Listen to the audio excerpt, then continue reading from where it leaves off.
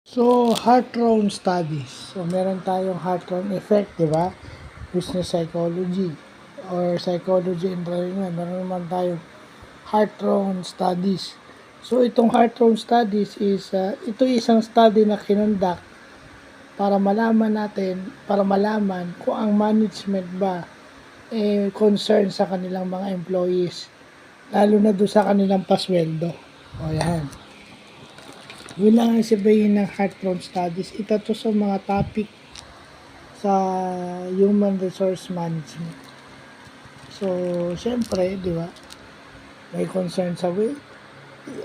Ganun lang siya kasimple. Inaan lang nito kung hindi na tayo magbibigay in detail kasi baka lalong hindi maintindihan. Basta, ang iaano lang natin is, yung study na to kinundak para malaman o ma-confirm or ma-validate na o magkaroon ng conclusion na yung management ba